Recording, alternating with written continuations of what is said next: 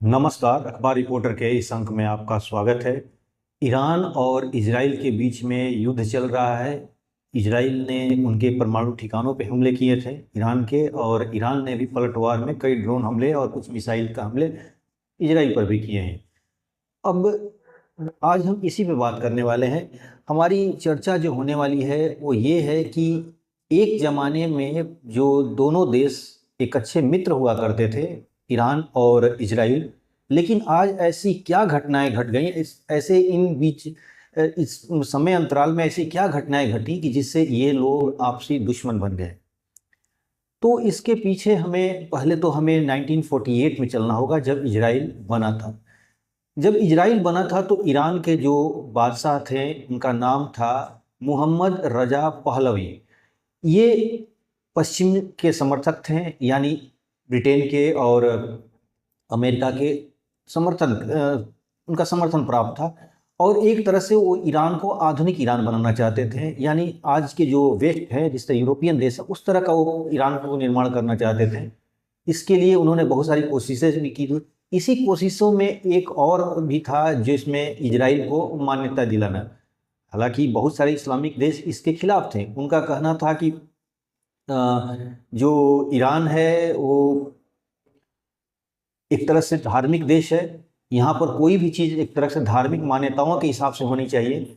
लेकिन चूंकि जो पहलवी थे वो थोड़े वेस्ट के ज़्यादा नज़दीक थे, यानी जो पश्चिमी देश थे उनके ज़्यादा नज़दीक थे, और इसलिए वो अपने ईरान में एक आधुनिकीकरण करना चाहते थे। मतलब ईरान में चाहते थे कि ईरान एक आधुनिक देश बने। इसके लिए उन्होंने बहुत सारे सुधार भी किए। में उनका था कि भूमि सुधार करना, औरतों को वोटिंग का अधिकार दिलाना, एजुकेशन में को एजुकेशन, यानी लड़की और लड़कों के लिए एक ही स्कूल कॉलेज हो। इस तरह कुछ मॉडर्न स्टेप्स उन्होंने लिए। किसानों को उनकी भलाई के लिए काम करना, औद्योगिकरण कराना, यानी बहुत कुछ सुधार के लिए उन्होंने प्रयत्न किया। और उसी दरमियान इन्होंने 1948 में इजराइल को मान्यता भी दे दिया। कुछ मुस्लिम देशों का कहना यह था कि इजराइल की मान्यता के पीछे पश्चिम का दबाव था। खैर, जो भी है, लेकिन जो मोहम्मद रजा पहलवी जो वहाँ के राजा थे, वो आधुनिक जो ईरान है वो बनाना चाहते थे। लेकिन 1979 में एक आंदोलन होता है, इस्लामिक क्रांति हो जाती है आयतुल्ला खमैनी के नेतृत्व में, जो कि एक धार्मिक नेता थे और फ्रांस में वो निर्वासित थे। मतलब उन्हें उनके गतिविधियों से उनको देश निकाला किया गया था, जहाँ पर वो अलग पहले इराक गए, फिर जॉर्डन, फिर बाद में अस्थायी रूप से वो फ्रांस में रहने लगे और फ्रांस से ही वो वीडियो जारी करते थे अपने और ऑडियो कैसेट जारी करके वहाँ ईरान में भेजा करते थे। अब सवाल ये होता है कि जो राजा इतना अच्छा स्टेप्स ले रहा है जनता के लिए, आधुनिकीकरण कर रहा है, औद्योगिक क्रांति लाने की बात कर रहा है, औरतों को वोटिंग का अधिकार दिलाने की बात कर रहा है, भूमि सुधार, किसानों की स्थिति सुधारने के लिए, वो जनता उनके खिलाफ क्यों हो गई? बहुत महत्वपूर्ण प्रश्न है। तो इसके पीछे आप कह सकते हैं, या जिस जिस तरह नाम ही इस्लामिक क्रांति, इस्लाम का हाथ है, मतलब इस्लाम के नाम पर आंदोलन हुआ। तो ऐसा नहीं था। इस्लाम तो से बहुत बाद में आया, यानी इस्लाम तो सिर्फ और सिर्फ एक बहाना था, सत्ता को पाना था। अब क्यों था? इसमें एक महत्वपूर्ण कड़ी, जैसे मैंने बताया कि औरतों का वोटिंग कराना, औद्योगिकरण और भूमि सुधार।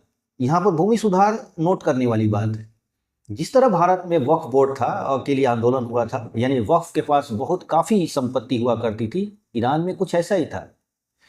ईरान में सदियों से चलता हुआ और कुछ धार्मिक नेताओं के पास बहुत काफ़ी ज़मीनें हो गई थी, जिन्हें वक्फ कहा जाता था। ये बहुत बड़े बड़े जमींदार हो गए थे, और आम आदमी के लिए, जो छोटे किसान थे, उनके लिए मजदूरी के अलावा कोई साधन नहीं था जीने के लिए। तो राजा ने जब कहा कि हम भूमि सुधार करेंगे, तो इससे दो वर्ग काफ़ी नाराज हुआ। एक था धार्मिक जो उलेमा वर्ग था, और दूसरा था जो वहाँ के जमींदार लोग थे। अब चूंकि इनके सामने अस्तित्व का संकट था, क्योंकि ज़मीनें उनके हाथ से निकल जाती, जो उनके वर्चस्व का, ज़मीन तो वर्चस्व का एक जरिया होता है पूरी दुनिया में, वहाँ भी था। अब उन लोगों के लिए डायरेक्ट अगर बोलते वो लोग कि ज़मीनें, ज़मींदारी हट रही है, वक्फ का ये कुछ, शायद लोग उनके साथ मजबूत थे। उन्होंने इसे धार्मिक नारा दिया कि औरतों को वोटिंग दिलाया जा रहा है, पश्चिम की तरह यहाँ पर लोग नंगे रहेंगे, यहाँ पर औद्योगिक क्रांति के नाम पर लोग, किसानों की ज़मीनें छीन ली जाएंगी। यानी इस तरह की बातें फैलाई गईं जिससे विद्रोह भड़का। और विद्रोह भड़कने के कारण सिर्फ यही नहीं था, कुछ राजा की नीतियां भी थीं। जो नीतियां बनाई गई थी उसमें जो राजा मोहम्मद रजा पहलवी थे, ईरान के जो बादशाह थे, उनके करीबियों ने बहुत काफी भ्रष्टाचार किया था।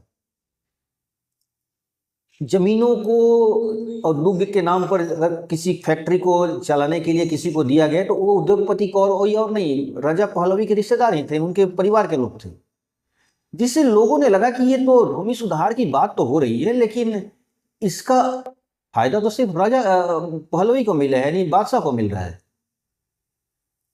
इस असंतोष को धार्मिक उलेमा भुनाना शुरू किए, जमींदार भुनाना शुरू कर दिए, और इन लोगों ने एक तरह से लोगों को भड़काया। उन्होंने ये दिमाग में डाला कि इस्लाम खतरे में है।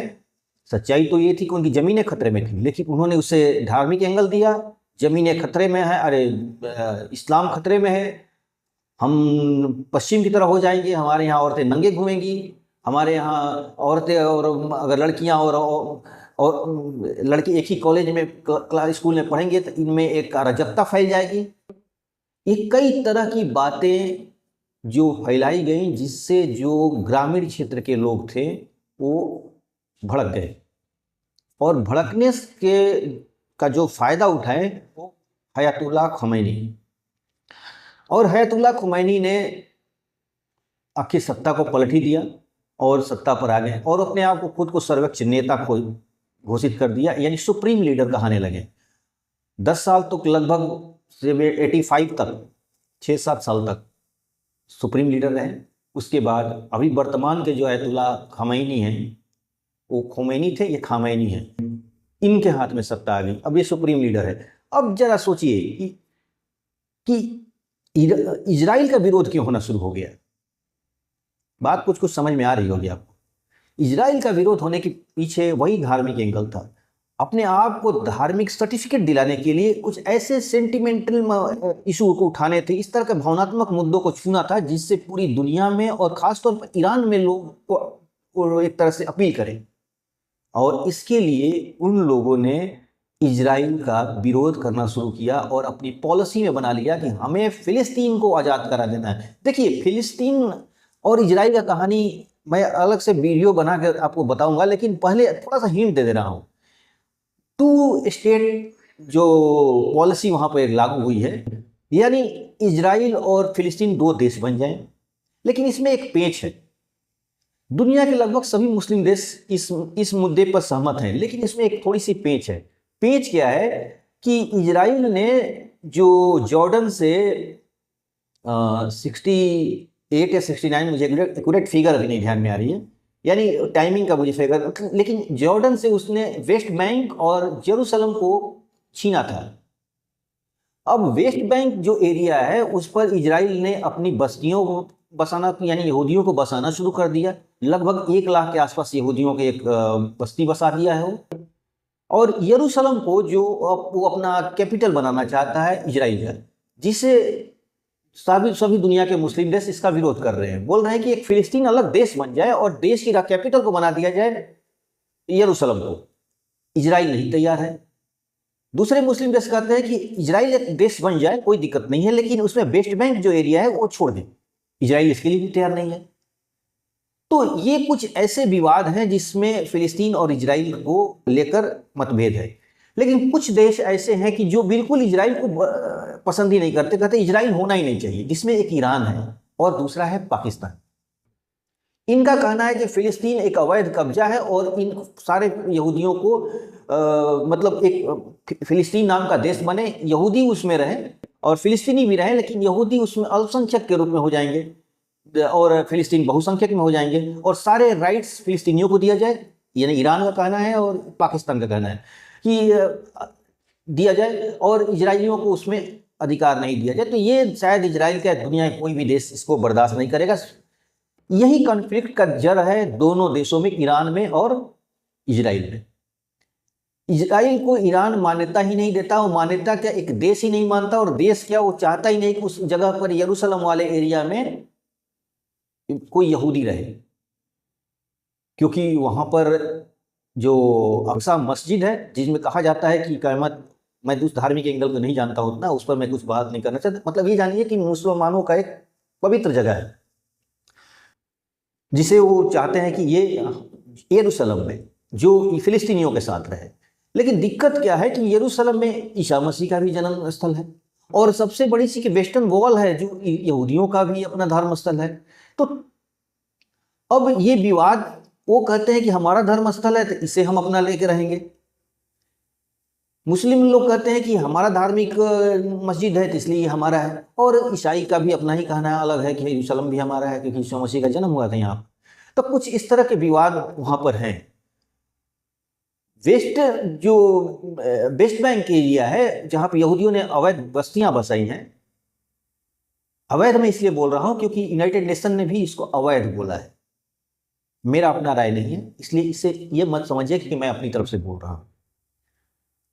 भारत ने भी उसे, जो हमारा देश भारत है, उसको मान्यता नहीं दिया है, और भारत का भी वही है कि टू स्टेट थ्योरी को मानता है, लेकिन भारत का भी स्टैंड है वही है कि आप वेस्ट बैंक को खाली कर दीजिए और यरूशलेम फिलिस्तीन की राजधानी बने। ये भारत का भी स्टैंड है, जो अलग सारे मुस्लिम देशों की जो डिमांड है, भारत भी इसको समर्थन करता है। तो इजराइल का कहना है कि भाई वेस्ट बैंक में भी हमारा धार्मिक, कुछ उनका धार्मिक एंगल उसमें भी है, जुड़ा हुआ है, उनकी कुछ धार्मिक मान्यता, यहूदियों की अपनी धार्मिक मान्यता भी है, इसके लिए भी वो लोग वेस्ट बैंक को अपना अधिकार मान रहे हैं। तो कुल लेके ये मामला धार्मिक लगता है ऊपर से, लेकिन ये धार्मिक है नहीं, ये क्षेत्रीय असंतोष का मामला में। अब आप कह सकते हैं कि भाई क्षेत्रीय असंतोष के लिए दोनों देश लड़ क्यों रहे। तो पहले हम ईरान में चलते हैं। ईरान में कहने को तो डेमोक्रेसी दिखती है, प्रधानमंत्री चुने जाते हैं और चुनाव होता है, लेकिन होता नहीं है। अभी जो सुप्रीम लीडर खामैनी है वो 1985 से लेकर अभी तक बैठे हुए हैं, और इनकी उम्र करीब 85-87 साल हो गई है, और अपना उत्तराधिकारी नहीं चुन पा रहे हैं क्योंकि वहां पर बहुत काफी विवाद हो सकता है, यानी ईरान में गृहयुद्ध छिड़ सकता है इसको लेकर। अब लोगों को ध्यान भटकाना है, लोग कह रहे हैं कि भाई आप का अंतिम स्टेज चल रहा है और आप अभी तक अपना एक वारिस नहीं खोजे, अपनी उत्तराधिकारी नहीं खोजे, तो आप तो कम से बताइए तो कि कौन आपका उत्तराधिकारी होगा। उत्तराधिकारी के लिए दावेदार बहुत हैं, तो आमतौर पर सभी पावर सेंटर में है, इसका मतलब सभी लोग काफी गृहयुद्ध की स्थिति बन जाएगी। तो लोगों को एक टाइम के लिए भटकाने के लिए भी इजराइल से तनाव पैदा किया गया है ईरान के द्वारा, ये भी बात नोटिस करने की है। दूसरी बात कि वहां पर अमेरिकी प्रतिबंध की चलते वहां पर गरीबी चरम लेवल पहुंच गई है, बेरोजगारी काफी है, 30-35 यंग जेनरेशन काफी है, लेकिन बेरोजगार है, इसके लिए असंतोष है। दूसरी बात कि जिस तरह जमींदारी को बचाने के लिए 1979 में एक धार्मिक एंगल खेला गया, धार्मिक कार्ड खेला गया, वो कार्ड आज लोग पसंद नहीं कर पा रहे हैं। समय बदल गया, दुनिया एक दूसरे को देख रहे हैं, पूरी दुनिया अब इंटरनेट के माध्यम से दिख रही है, लेकिन ईरान में इंटरनेट पर रोक लगा हुआ है, बहुत लिमिटेड आप यूज कर सकते हैं उसको, ये भी असंतोष का कारण है। दूसरी चीज कि जो धार्मिक पाबंदियां है, अभी भी पुराने रीति रिवाज को लोगों को थोपे जा रहे हैं, जिसमें बुर्का है, पर्दा है और पता नहीं क्या क्या है, इसके लिए भी वहां के लोग नाराज हैं। तो कुल मिलाकर जो वर्तमान सत्ता है, जो अभी सुप्रीम लीडर है, इनके खिलाफ वहां की आम जनता में काफी आक्रोश है, ठीक वैसा ही जैसे उस समय था जब 1979 के पहले मोहम्मद रजा पहलवी थे, आज वैसी ही समस्याएं हैं। लेकिन मोहम्मद रजा पहलवी ने एक विजन दिखा रहे थे, एक सपना दिखा रहे थे, यहां कोई सपना भी नहीं है। तो लोगों को भटकाने के लिए एक ही कार्ड खेला जा रहा है, वो है इस्लाम खतरे में। इस्लाम खतरे में नहीं है, खतरे में कुर्सियां हैं बहुत सारे लोगों की, और इसके लिए ही वहां पर कभी ईरान का एंगल, कभी इधर उधर। दूसरी चीज, ईरान ने इजराइल से लड़ने के लिए कई प्रॉक्सी आर्मी तैयार किया, जिसमें हिजबुल्लाह है, हमास है, हैती हैं और पता नहीं कौन कौन सारे बहुत सारे लोग हैं जिनको लड़ने के लिए पैसे चाहिए, और पैसे के लिए हथियार और गोला बारूद करने के लिए काफी धन लगता है, और ये धन जनता के टैक्स का पैसा जा रहा है। एक तो गरीबी, दूसरी चीज कि उन लोगों के हथियार गोला बारूद खरीदने के लिए पैसे देने हैं, क्योंकि अपनी सत्ता को बचाने के लिए धर्म को जिंदा रखना है, और धर्म को जिंदा करने के लिए इन प्रॉक्सी आर्मियों को पैसा देना पड़ेगा, तभी काम चलेगा। और इसके वजह से ईरान में लगातार तनाव हो रहा है, लगातार औरतों बुर्का के नाम पे आंदोलन कर रही हैं सड़कों पर, नौजवान रोजी रोटी के लिए परेशान हैं, आंदोलन कर रहे हैं, और सरकार ध्यान भटकाने के लिए कभी इराक तो कभी हुती तो कभी सीरिया इधर भटका रही है, लेकिन ज्यादा कितना दिन भटका पाएगी। इस चीज को इजराइल समझ रहा है। इजराइल कहता है कि मेरा अस्तित्व का सवाल है। ये लोग कह रहे हैं कि आपको हम मान्यता ही नहीं देते हैं, हम पाकिस्तान कह रहा है कि हम इजराइल को मान्यता ही नहीं देते हैं, ईरान कहता है कि हम इजराइल को मान्यता ही नहीं देते हैं, और इजराइल कहता है कि भाई हमारे पास तो ताकत है, पैसा है, हम इन देशों को छोड़ेंगे नहीं। आप देखिएगा, ऐसा कि ये बोलना अतिशयोक्ति होगा, मैं नहीं कह रहा हूं, लेकिन ईरान का चैप्टर सॉल्व होते ही इजराइल पाकिस्तान का भी चैप्टर को खोलेगा, यानी जो पाकिस्तान अभी बर्बाद है ना, अभी और बर्बाद करेगा। इसके लिए उसके कुछ मित्र हैं, अब बोलने की जरूरत नहीं है, समझदार को इशारा काफी होता है। यानी एक तरह से अगर देखा जाए, इजराइल को निशाने पर लेकर पूरी दुनिया के मुस्लिम वर्ल्ड जो पॉलिटिक्स कर रही है, सच तो ये है कि ये इंटरनल पॉलिटिक्स को दबाने के लिए, आंतरिक असंतोष को दबाने के लिए इजराइल नाम का कार्ड खेला जा रहा है।